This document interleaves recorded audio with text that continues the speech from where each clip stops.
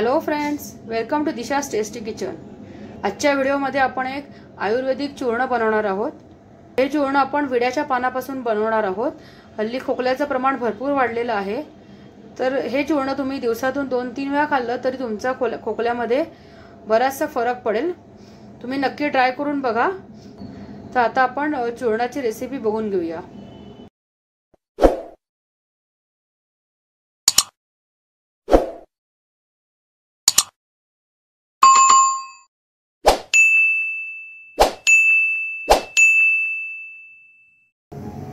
ती विड्याची मी 12 पानं घेतलेली आहेत, स्वच्छ धुवून घेतलेली आहेत आणि त्याचा देठाचा भाग पण मी काढून घेतलेला आहे। त्याचबरोबर इथे मी तवा तापत ठेवलेला आहे। हाय फ्लेम वरती तवा चांगला तापल्यावर ती मी एक एक पान ठेवून घेते।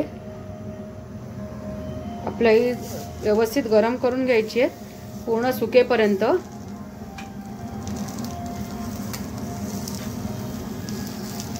दोन्ही बाजूने ती भाजून घ्यायची आहे। पानं जशी गरम व्हायला लागतील तशी ती आकसली जातील। आपण त्याची साईड पण चेंज करूया, परतवूया त्याला।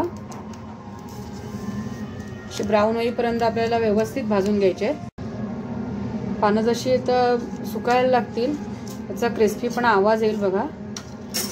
ती परतवून तुम्ही भाजून घ्या।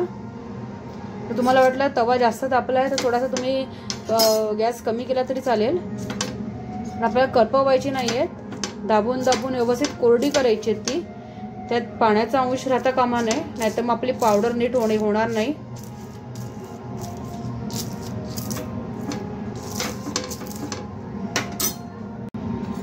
आपली पानं तर व्यवस्थित भाजली गेलेली आहेत। ती मी एका प्लेटमध्ये काढून घेते।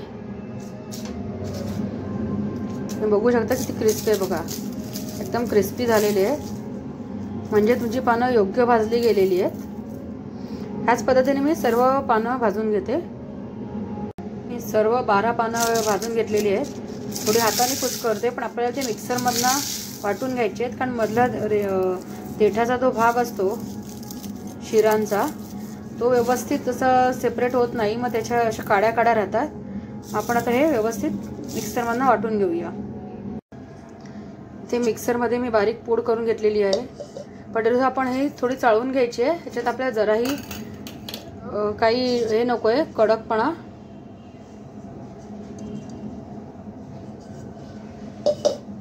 मी गाळून घेते आता हे।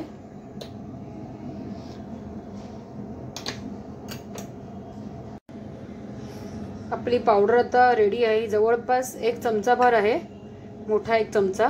तर जेवढी पावडर असेल त्याच्या अर्धा आपल्याला मध घालायचं आहे। आता 1 चमचा आहे, मी ते अर्धा चमचा मध घेते। आता मी व्यवस्थित पावडर मिक्स करते।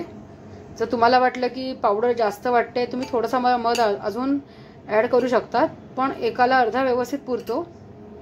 आपल्या विड्याच्या पानाचं आयुर्वेदिक चूर्ण रेडी आहे।